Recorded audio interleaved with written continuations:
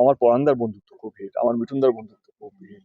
তো আমার মনে হয় কি আমি এখন দেখতে পাচ্ছি, যেটা বুঝতে পারছি, ছেলেদের সঙ্গে জুটি বেশি হিট হচ্ছে দেন হিরোইনদের। কোর্স আমি এই ছবিটা আমি যিশুদা ছাড়া হয়তো করতে পারতাম না। প্রথমত বাংলা ছবির স্কেল নিয়ে কথা হচ্ছে। ছবির প্রি-ট্রেলার বা সবকিছু দেখে মানুষ কেমন লাগলো ভিডিওটা? অবশ্যই ভালো লেগেছে। হ্যাঁ, সত্যি বার খাইয়ে বলছি না, ভালো লেগেছে। এন্ড সেখানে একটা বিষয় যে এই আলোচনাটা অবশ্যই বাঙালি হিসেবে গর্বের, কি বলবো? আমি জানি না, আমি এইটা কোনো উত্তর দিতে চাই না। আমি যেটা বলতে চাই সেটা হচ্ছে আমি একটা চেষ্টা করছি একটা ভালো বাংলা ছবি বানানোর জন্য, এবং আজকে তার প্রিটেলার বেরিয়েছে এবং আমার মনে হয় কি সবারই ভালো লেগেছে, যারা যারা এখানে উপস্থিত ছিলেন। এবং যত দিন যাচ্ছে তত খাদানের প্রতি মানুষের ভালোবাসা এবং প্রত্যাশা দুটোই বাড়ছে।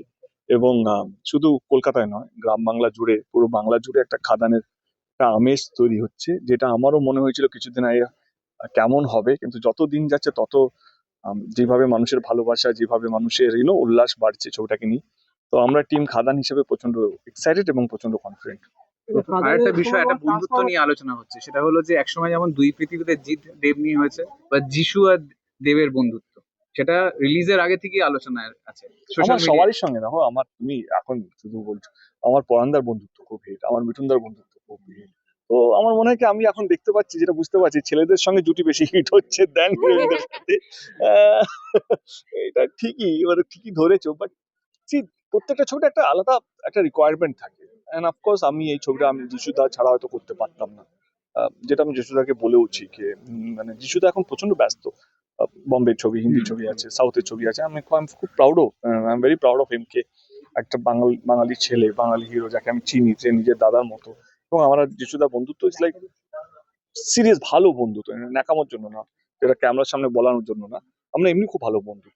এবং এই ছবিটা যখন আমরা স্ক্রিপ্ট লেভেলে কাজ করছিলাম, আমি আর রিনো প্রথম দিন থেকে ডিসাইড করেছিলাম কি এই ছবিতে আমরা যিশুদাকে নেবো। এবং যিশুদা কিছুতেই টাইম দিচ্ছিল না, যা হয় নিজের ব্যস্ততার জন্য।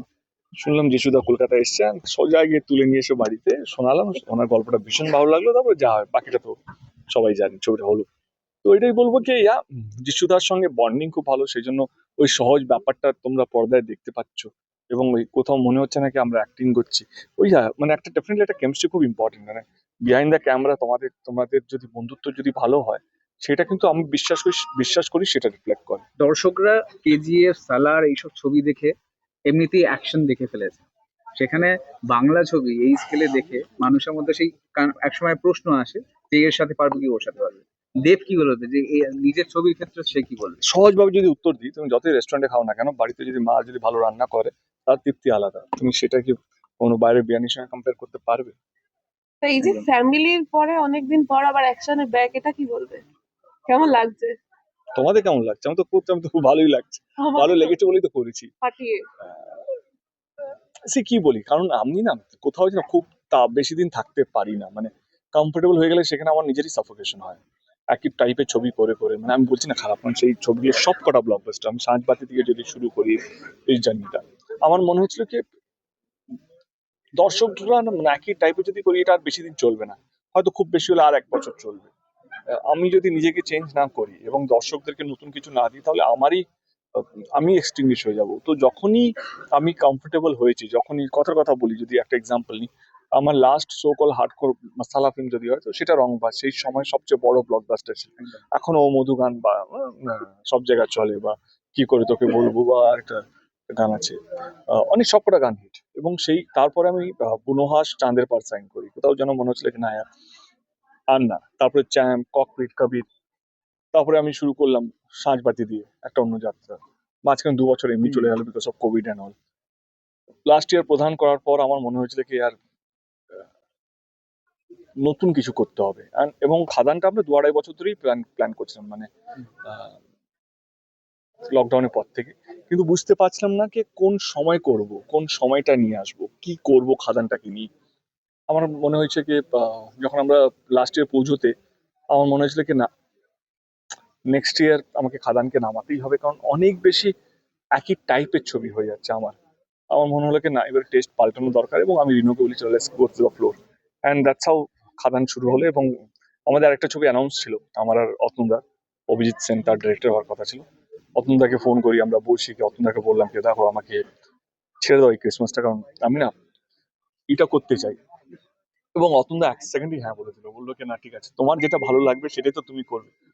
এবং আজকে সেই খাদানটা রিলিজ হতে চলেছে। তো মানে স্বপ্ন দেখেছিলাম কি নিজেকে ভাঙবো, আমি জানি না কতটা পেরেছি। স্বপ্ন দেখেছিলাম কি এমন কিছু করব যাতে বাংলা ছবিতে গ্যাপটা, যেটা নিয়ে তুমি শুরু করলে প্রশ্নটাকে, এত বেশি গ্যাপটা বড় হয়েছে, সেই গ্যাপটাকে আমি কভার করতে পারছি কিনা। এটাও সত্যি, একটা ছবি দিয়ে গ্যাপ কোনোদিনও কভার হতে পারে না, চেষ্টা করতে পারি। এবং একাই আমি সবটা করতে পারি না, এবার দর্শকদেরকেও করতে হবে, তাদেরকে হলে এসে ছবিটা দেখতে হবে। তো আমার মনে হয় ইটস মিউচুয়াল, সবাইকে একসাথে সাপোর্ট করতে হবে এবং সবাইকে একসাথে আসতে হবে। এবং আমি আশাবাদী, কারণ প্রত্যেক দিন খাদানকে নিয়ে প্রত্যাশা, খাদানকে নিয়ে ভালোবাসা বেড়েই চলেছে। তার বড় উদাহরণ হলো কি, যখন আমরা এই বেঙ্গল ট্যুরটা অ্যানাউন্স করলাম, তবে থেকে দুদিনও হয়নি আমার মনে হয়, এত রিকোয়েস্ট, এত কিছু এসছে, আমরা বাধ্য হয়ে মালদা বাড়াচ্ছি, এবং হুগলি ডিস্ট্রিক্ট আরো অনেকগুলো টাউন অ্যাড হচ্ছে, এবং আমাদের কাছে টাইম নেই। ইনফ্রাস্ট্রাকচার, মানে এই টিমকে নিয়ে এখানে যাওয়া, এখান থেকে এখানে যাওয়া। বাট এইটাই ভালো লাগছে কি খাদানের ঝড়, খাদানের নিয়ে ভালোবাসা, সেইটা প্রত্যেকটা দিনের দিনে আমাদের বাড়ছে। শেষ প্রশ্ন, সেখানে দুটো- একটাই বিষয় যে তুমি কিছুদিন আগেই বলেছিলে অনেক একসময় কপি করেই বড় হয়েছি, কিন্তু আর আমি কপি করতে চাই না, কমার্শিয়াল ফিল্মের ক্ষেত্রে তুমি বলেছো। সেখানে আশা করি তুমি আগামী দিনে আরো ছবি দেবে বলে এই কথাটা বলেছো। হ্যাঁ, অফকোর্স। তো যেটা চলবে সেটা তো দিতে হবে। আর এরকম মাস মুভি আবার আমরা তুমি পাবো। দেখো, যেটা ব্যাপারটা হয়ে গেছে, যেই খাবারটা ভালো সেটাই তো খাবো আমি। যেই খাবারটা খারাপ হবে, যে খাবারটা চলবে না, সেই খাবারটা যদি, তো সেটা আমি খাবো কেন? তো সেরকমই যেই ছবিটা দর্শক দেখবে সেই ছবিটাই তো বানাতে হবে, আমি তো নিজের জন্য ছবি বানাই না। এবং হ্যাঁ, মাঝে মাঝে নতুন কিছু করতে হয়, তো এই নতুনটাই হচ্ছে আমার খাদান। এইটা যদি দর্শক গ্রহণ করে, আমি কথা দিচ্ছি সামনের বছরই করবো।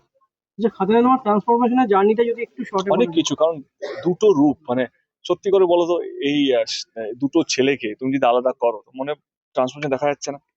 একজন বাবা ছেলে, এখন সবাই জানে এটা বাবা ছেলে গল্প, বাবাকে বাবার মতন লাগছে, ছেলেকে ছেলের মতন, এই যে ট্রান্সফরমেশনটা।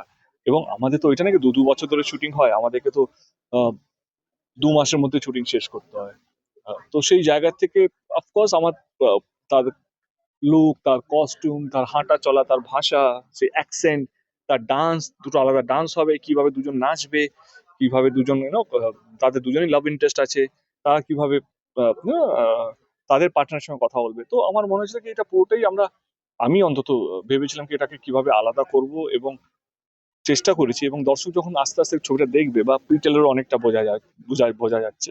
এবং বাপ ছেলেকে এবারে অনেক বেশি দেখানো গেছে, ছেলের অ্যাটিটিউড, ছেলের অ্যাপ্রোচ, কারণ বাবারটা তো প্রথম টিজারে ছিলই। তো আমার মনে হয় দর্শকও বুঝতে পারছে পরিশ্রমটাকে, না এটা ঘুম থেকে উঠে গিয়ে শুটিং করা নয়, এটা তার পিছনে অনেক পরিশ্রম গেছে। ভাষা, অ্যাকশন দুটোই যদি বলি, সেখানে কেমন কি ভাবেছিস, মানে এই যে শব্দগুলো বলেছো, সেখানে ভাষাগুলো তোমায় রপ্ত করতে হয়েছে, আর অ্যাকশন দম দেয়।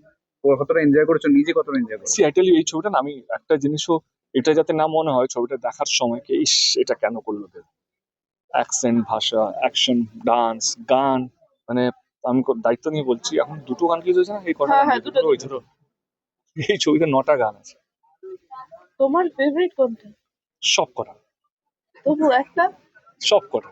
আমার পরেরটাও ফেভারিট, যেটা খুব তাড়াতাড়ি আসবে, সেটাও আমার খুব প্রিয়। তো সবকটাই আমার ফেভারিট। তো এই ছবিতে শুধু হলো ভালো লোকেশন, ভালো গল্প, ভালো গান, ভালো অ্যাকশন, সবকিছুই ভালো। এবং আরো ভালো হবে যখন দর্শক ভালোভাবে হলে আসবে ছবিটা দেখে। থ্যাংক ইউ সো বলো। মাচ।